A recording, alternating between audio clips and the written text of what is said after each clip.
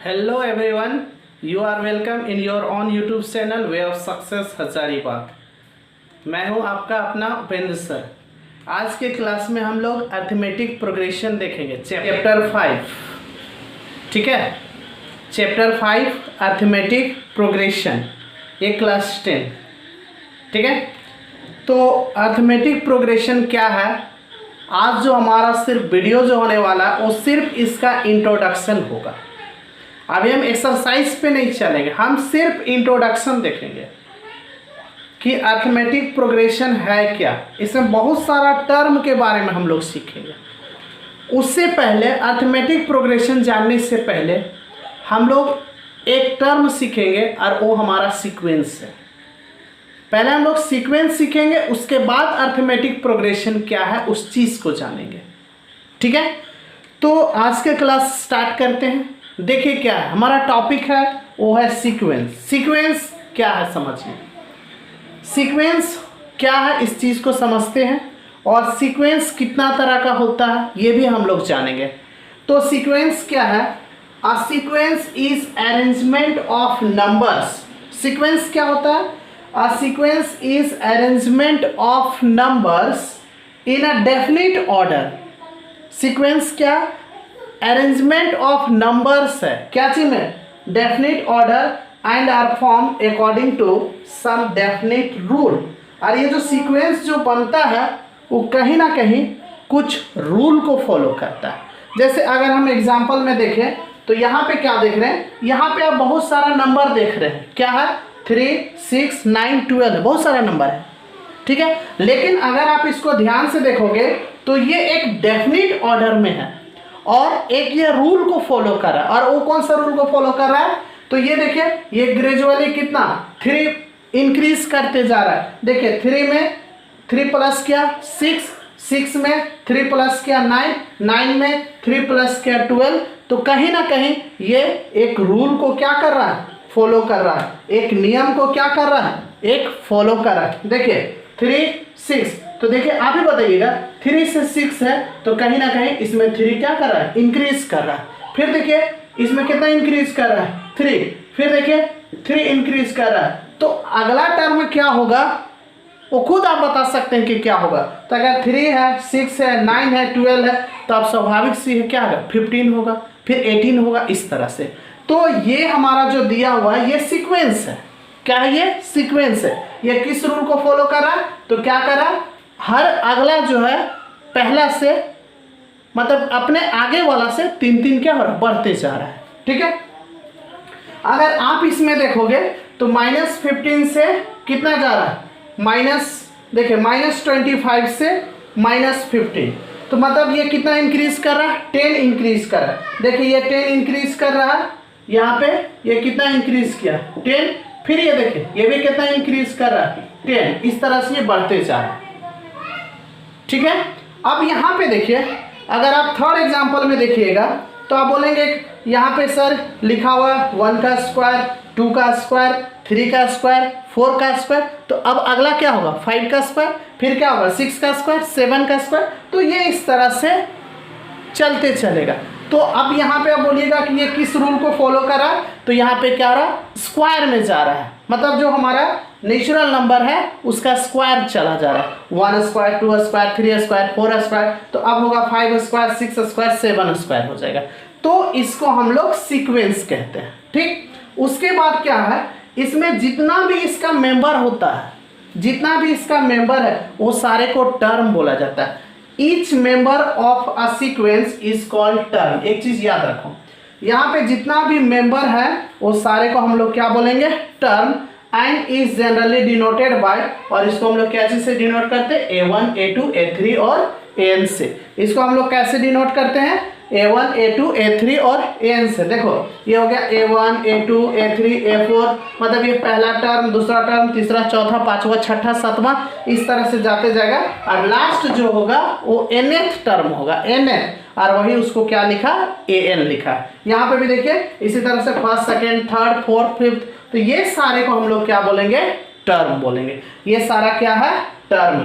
और टर्म को किस चीज से डिनोट करेंगे, A1, A2, A3, A4, A5, इस तरह से डिनोट करते हैं। ठीक है, तो उम्मीद करते हैं कि सीक्वेंस क्या है आप समझ गए होंगे। सीक्वेंस क्या होता है? A sequence is arrangement of numbers in a definite order, एक डेफिनिट ऑर्डर में होगा, and are form according to some definite rule, और ये क्या करेगा? कुछ रूल को फॉलो करेगा, ठीक है। और इसमें जितना भी मेंबर है, each member of a sequence is called term, जितने भी मेंबर है ये सारे को टर्म बोलेंगे। ये first term, second term, third term, fourth term, मतलब A1 A2 A3 इस तरह से जाते जाएगा। तो A1 को फर्स्ट टर्म, A2 को सेकेंड टर्म, A3 को थर्ड टर्म, और ये जो AN है, AN इसको बोला जाता है nth टर्म। क्या बोलते हैं इसको?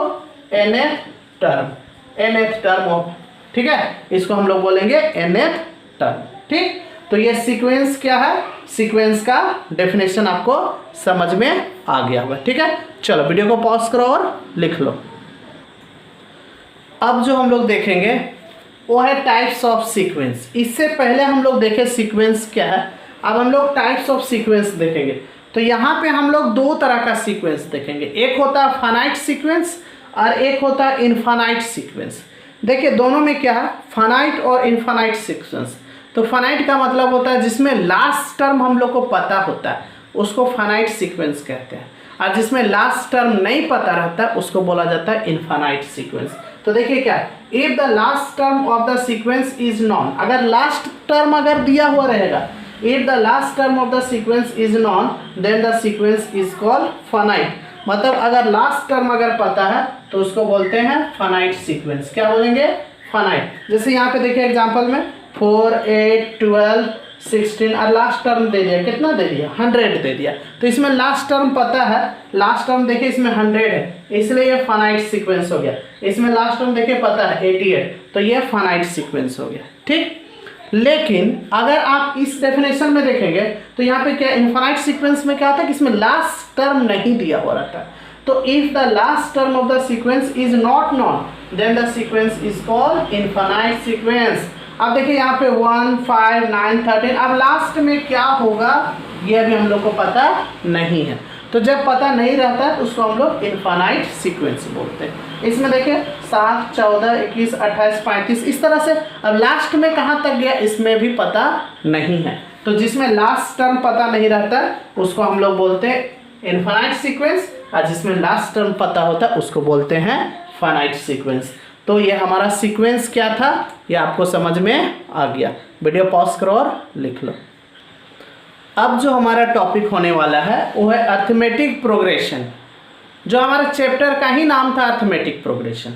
तो देखिए अरिथमेटिक प्रोग्रेशन में होता क्या है कि अरिथमेटिक प्रोग्रेशन एक्चुअली में है क्या, उस चीज़ को हम एक एग्जाम्पल से समझते हैं। देखिए अगर हम एग्जाम्पल लेते हैं, अगर हम एग्जाम्पल ले रहे हैं, मान लो यहाँ पे लिखा हुआ है 2 4 6 8, इस तरह से लिखा हुआ 2 4 6 8, ठीक है, dot dot dot dot dot dot, मान लीजिए यहाँ पे 20 तक लिखा हुआ, ठीक। तो आप जरा ध्यान से देखिएगा अरिथमेटिक प्रोग्रेशन को डिफाइन कैसे किया, इस चीज़ को समझिए।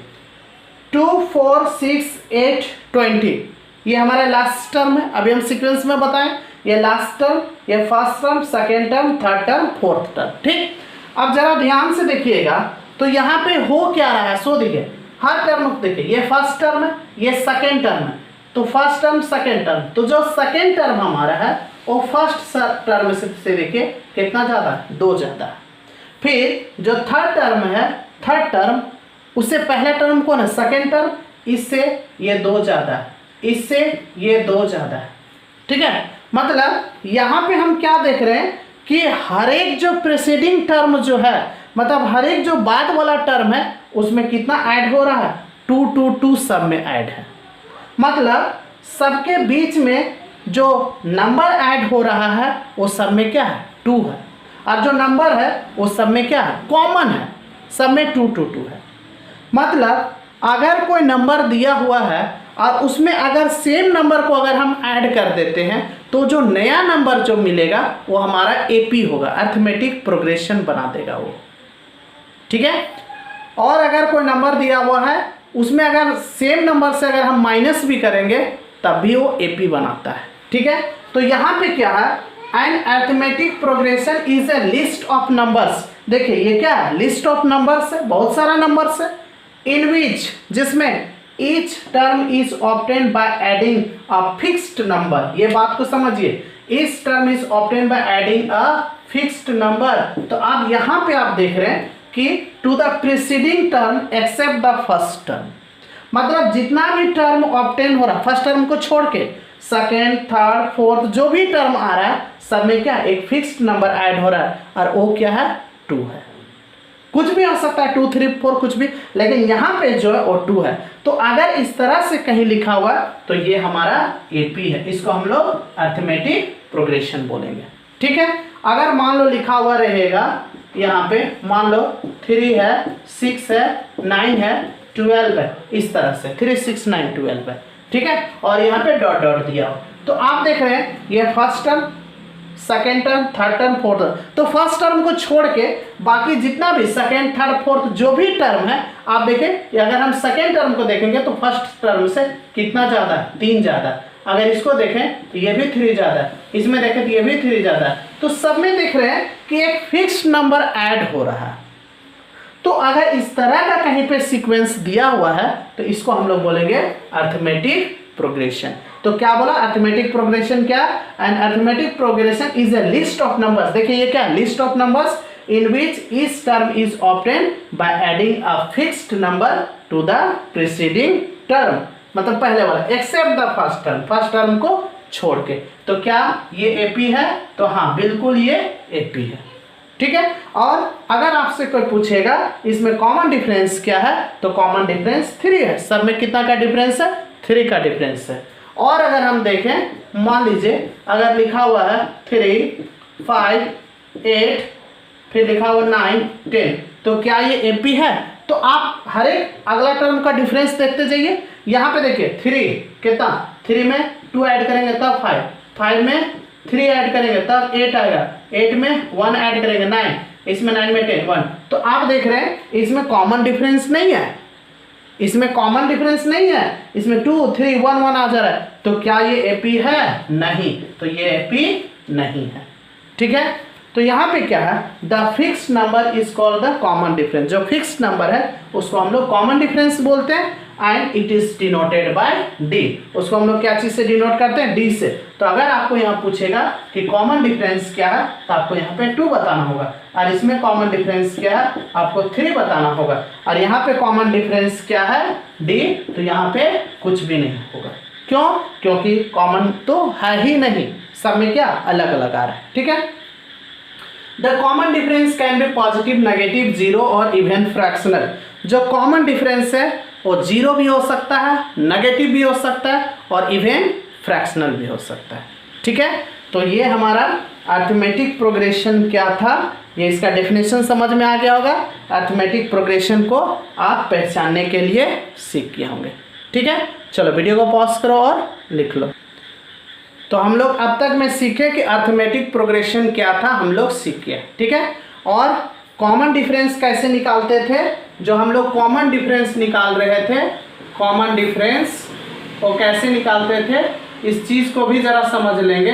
कॉमन डिफरेंस के लिए हम लोग क्या करते थे, जैसे मान लीजिए अगर 3 है, 6 है, 9 है, 12 है, 15 है, इस तरह से अगर दिया हुआ है। ठीक है, तो ये हमारा कौन सा टर्म था, A1, A2, A3, A4, A5। ठीक, तो इसमें कॉमन डिफरेंस कैसे निकालते थे, कैसे निकालेंगे, तो इसमें क्या करेंगे, D निकालेंगे। तो इसमें इसको माइनस करके, मतलब A2 माइनस A1, देखो 6 में 3 माइनस कर दो, कितना जगह 3, 9 में 6 माइनस करो 3, 12 में 9 माइनस करो 3, 15 में 12 माइनस करो 3। देखिए सब में 3 का डिफरेंस आ रहा है। ठीक है, तो D equal to A2 minus A1। अगर यहाँ पे इसके लिए, तो यहाँ पे कितना होगा बोलो, 6 माइनस 3, तो ये 3 हो गया। फिर अगर लिखेंगे D इक्वल टू, फिर क्या होगा बोलो, A3 माइनस A2, तो ये कितना होगा, A3 हमारा कितना 9 माइनस 6, तो ये 3 हो गया। फिर अगर यहाँ पे D निकालेंगे तो A4 माइनस A3, तो कितना होगा, A4 12 है माइनस 9, तो ये भी कितना हो गया 3। और फिर अगर D निकालेंगे तो कितना आएगा, A5 माइनस A4, तो कितना हो रहा है बोलो, 15 माइनस 12, तो कितना 3 आ रहा है। ठीक है, तो एक चीज़ आप नोटिस कर रहे हैं कि यहाँ पे ध्यान से देखिए, यहाँ 2 है तो यहाँ 1 है, यहाँ 3 है तो यहाँ 2 है, यहाँ 4 है तो यहाँ 3 है, यहाँ 5 है तो यहाँ पे क्या है 4 है। इसका मतलब हुआ कि जो D होगा वो क्या होगा, A कितना होगा बोलो, AN+1 माइनस क्या होगा AN।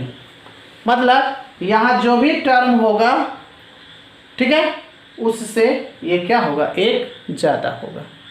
ठीक है, मतलब D = AN+1 माइनस AN।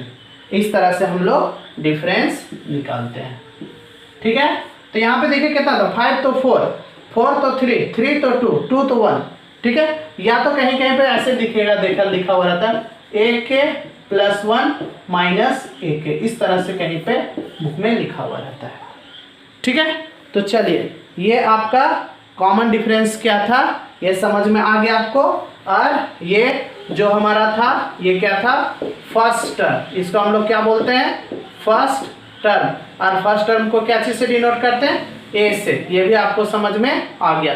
और अगर मान लो ये यहाँ नहीं रहता, ये इतना ही तक रहता, तो इसको हम लोग बोलते हैं लास्ट टर्म। ठीक, और लास्ट टर्म को क्या चीज़ से डिनोट करते हैं, एन से, या तो इसको हम लोग एल से भी, चाहे एन बोलिए या एल बोलिए, एक ही चीज़ है। ठीक है, तो ये हमारा था इंट्रोडक्शन था। ठीक है, किसका, इंट्रोडक्शन ऑफ एक्सरसाइज 5.1, जिसमें कॉमन डिफरेंस क्या है ये बता दिए, फर्स्ट टर्म क्या है, लास्ट टर्म क्या है, ये सारा चीज़ हमने देख लिया। ठीक है, चलो